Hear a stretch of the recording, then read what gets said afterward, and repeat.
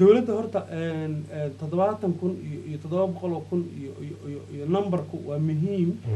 bay hadda dawladdan cusubna waxaa sharciga 100,000 oo petition hadda keentay 100,000 qof waa khasab bay loo baa laga dhigay inay dawladdu house of parliament inta la geeyo laga debate karayo macnaha 100,000 wax isku raaceen laakiin meesha hadda waxa taagan waxa weeye oo la isku haysto caffeine iyo cathinone oo labada maado oo qaadka loo cuno marqaankan lagu sheegayo oo midda maskaxda kicisa iyo middaas dabisa oo qaadka loo cuno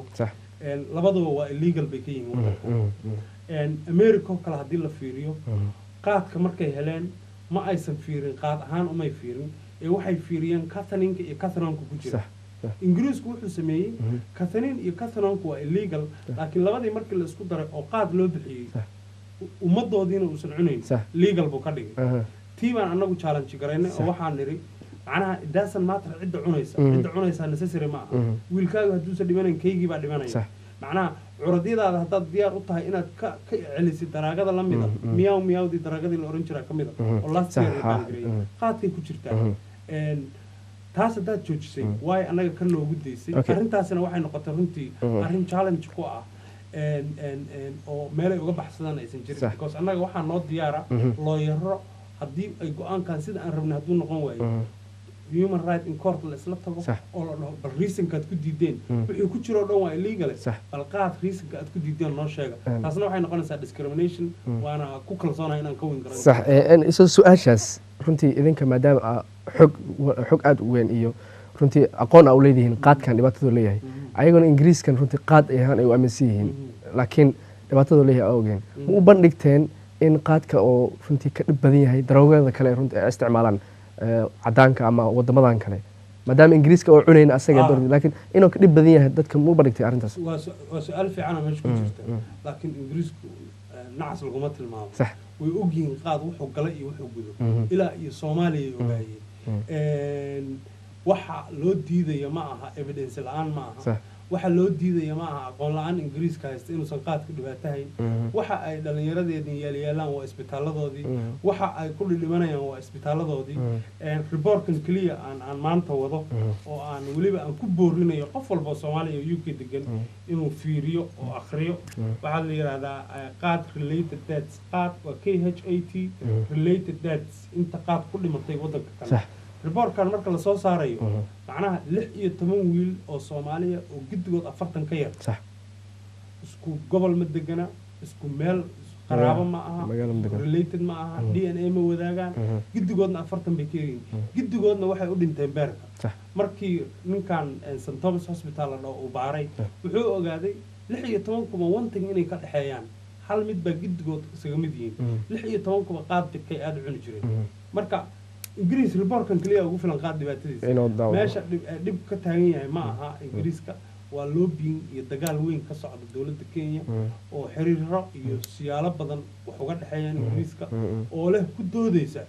war 80,000 oo Soomaalida oo aad guriyeyntii iyo caafimaadkii iyo waxbarasho iyo lacag aad wax walba aad siisay ha fiirinine fiiriya annaga 467 milyan baa naga soo gasha oo 5 milyan oo qof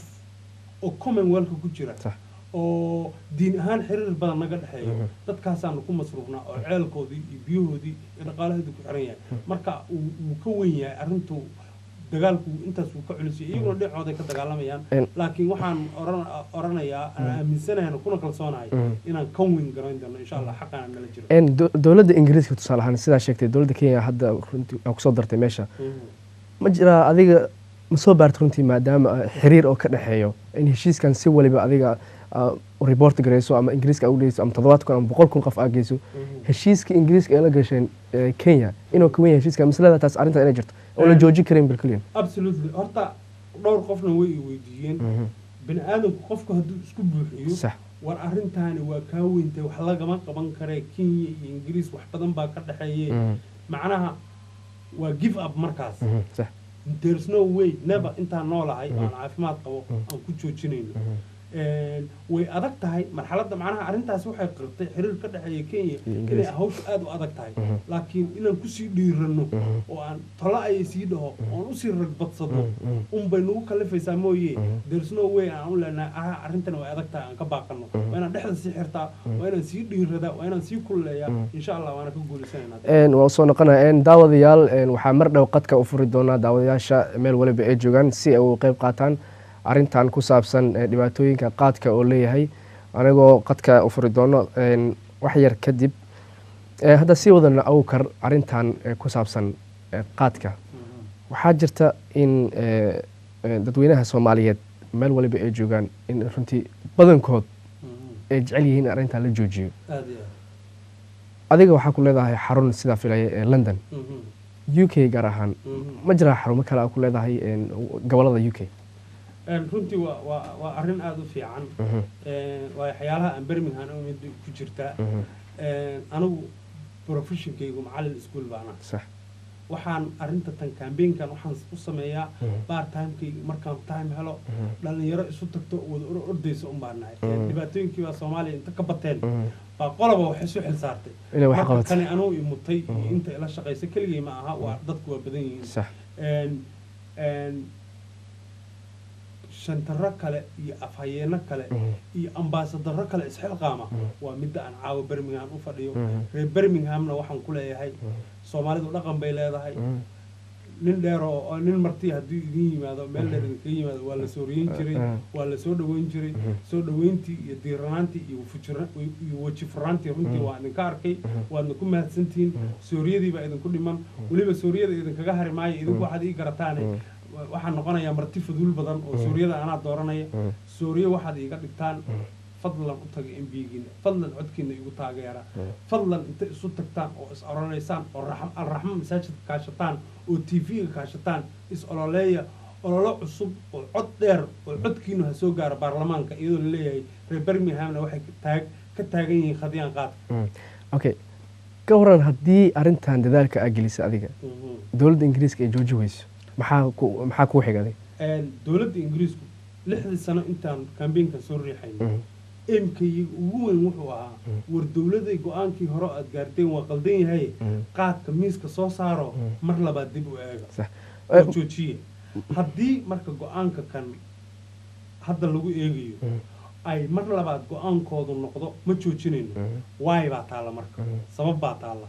waxaa jirta waxa la yiraahdo judicial review dowladda go'aankay gaarto بعد within 2 months waxaad ula tagi kartaa maxkamadda waad oran kartaa dawladdu arrintan way ku qaldan tahay annagu marka nasiib wanaag waxaan gar ku leenahay waxa laala waxa qaad ka jira wadankan class A iyo B bay ka yihiin katanin katanoon iyo looyinta waxa ku jiro dhan marka there is no way dawladdu badawniyo un bay waagi hore nagu heshay ma ahan dhaqaatiir Soomaaliya jira scientific Soomaaliya jira lawyer Soomaaliya jira as a community time-ki waxa la gaaray intaan istaan abgarayno aan challenge garayn lahayn in highest level aan la challenge garayn karno by law hadii la noqotana lowgooda laftigiisa wuxuu noo sheegayaa in xaq u leenahay marka there is no way aan ku lus garayno oo ku kalsoonahay waana aaminsanahay inaan garayno sida warbixinta aad ku sheegtay waxa ku jirtay in dadka runtii dad badan ay ku dhinteen qaadkaasi waxaana ku soo report garay ama warbixintaas ku soo diray sida filay taqaatiirta akeeshay adiga ka ururka ahaan qaas ahaan xiriir wanaagsan ma leedahay taqaatiirta si dawladda ay ku gudbiyaan arrintaasi maadaama dhibaato weyn ay u tahay taqaatiirta iyo mental health-ga kuwa waalida yes alert waxa la dhahaa noo sameeyay waxa la wixii qaad laga qoro oo la publish garay way noo soo baxaan waa la xiriirnaa adduunku waa give and take hadda ninka report-kan qaray masaajidka Dar es Salaam buu noogu yimid oo South ku yaala London asaga laftigiisa wuxuu raadinayay war 16 kan anaa hayay idinku wax kale oo dhintay oo aan misgareeyay ma jiraan asaga laftigiisa raba inuu ku sii ogaado aniguna waan la shaqeynaya waxaan la 16 kan balkeen wixii kale aan arkan anaga ku sii sheegana si numberka loo wada ogaado marka way jiraan dhaqaatiir iyo hospitaallo iyo xiriiro badan aan leenahay haddii intaas aad soo gudubno ma jira sida adiga markii waxa leedahay konferensada Soomaalida ay qabtaan oo kale shirarka masaajidada xiriir wanaagsan ma leedahay si kula wadaan arrintan meelaha bulshada isku imaan tusaalahan